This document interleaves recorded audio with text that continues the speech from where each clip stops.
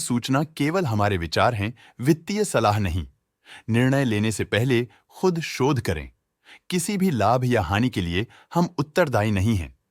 आज हम देख रहे हैं नीलकमल लिमिटेड के 2024-25 Q3 की consolidated financial performance. Starting with the sales, पिछले क्वार्टर से सेल्स में 4% का इंक्रीज हुआ है, मगर कंपनी ने पिछले साल के मुकाबले 6% का सेल्स इंक्रीज रिपोर्ट किया। Expenses 6% quarter on quarter increase हो गए हैं, जो साल भर के 8% के राइज के साथ अलाइन करता है। क्वार्टरली सेल्स के कंपैरिजन में एक्सपेंसेस इंक्रीज होना दिखाता है कंपनी ने एक्सपेंसेस मैनेज करने के लिए स्ट्रगल किया। कंपनी ने पूरी साल के दौरान चैलेंजेस का सामना किया। ऑपरेटिंग प्रॉफिट, जो पिछले साल के कंपैरिजन में -13% डाउन हुआ है, quarter on quarter around -18% decrease हुआ है। Operating profit margin OPM annual basis पे -1.5% से डिक्रीज हुआ है और पिछले क्वार्टर के कंपैरिजन में -2% से डिक्रीज हुआ है। एक्सेप्शनल आइटम्स को ऐड करके अदर इनकम पिछले क्वार्टर के कंपैरिजन में 19% बढ़ गई, बावजूद इसकी ईयरली ग्रोथ 31.5% हुई है।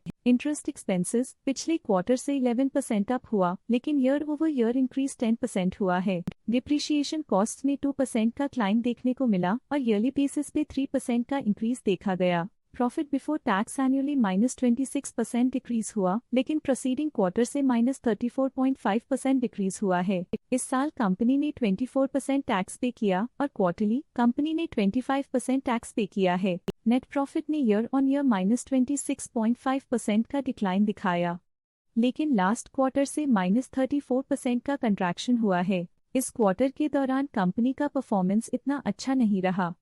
नेगेटिव नेट प्रॉफिट लॉसेस को इंडिकेट करता है। वहीं अगर एनुअल एनालिसिस की बात करें तो साल के दौरान कंपनी का परफॉर्मेंस अच्छा नहीं रहा। नेगेटिव नेट प्रॉफिट का मतलब है कि कंपनी प्रॉफिट के कंपैरिजन में नुकसान उठा रही है। अर्निंग्स पर शेयर EPS में ईयरली -27% का डिक्रीज देखा गया, लेकिन क्वार्टरली में 34% की गिरावट भी नजर आई। इस क्वार्टर में कंपनी का EPS इतना अच्छा नहीं रहा। नेगेटिव प्रॉफिट कमजोर एफिशिएंसी को दिखाता है। नीलकमल लिमिटेड के फाइनेंशियल स्नैपशॉट को रिव्यू करते हुए कुछ मुख्य ट्रेंड्स सामने आए हैं जो कंपनी की परफॉर्मेंस पे रोशनी डालते हैं। दिसंबर 2021 से दिसंबर 2024 तक नीलकमल लिमिटेड की फाइनेंशियल जर्नी में सबसे पहले बात करते हैं सेल्स की। इस साल सेल्स में 2% की वृद्धि हुई है और पिछले 4 सालों में 22% की वृद्धि हुई है, जो एक निरंतर अपवर्ड ट्रेंड को दर्शाता है। पिछले 3 साल से सेल्स लगातार बढ़ती जा रही है, जो मार्केट एक्सपेंशन और कंज्यूमर डिमांड में वृद्धि को दर्शाता है। अब बात करते हैं एक्सपेंसेस की।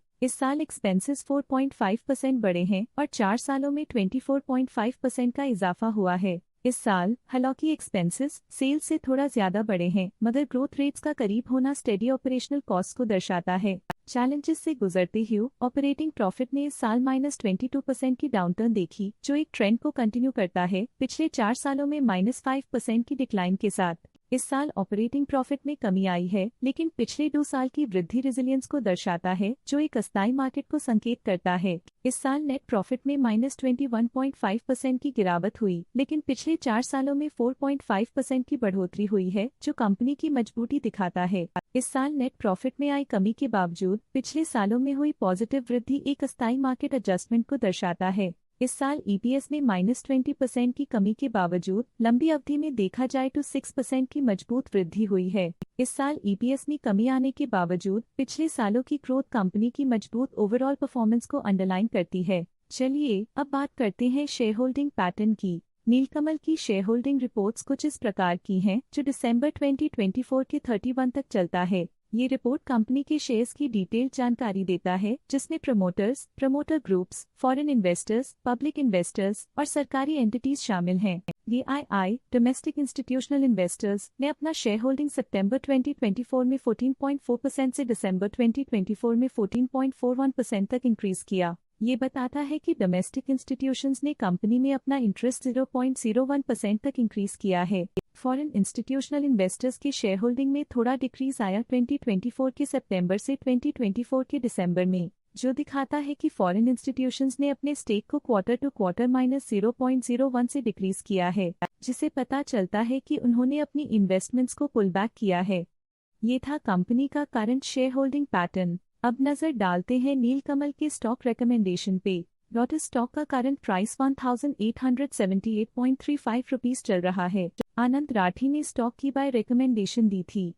उन्होंने स्टॉक का टारगेट प्राइस 2694 का अनुमान लगाया था। रिकमेंडेशन के समय स्टॉक का प्राइस 1674.7 चल रहा था, जो करंट प्राइस से 63.2% अप है। आज के लिए फाइनेंशियल सेक्टर में इतना ही।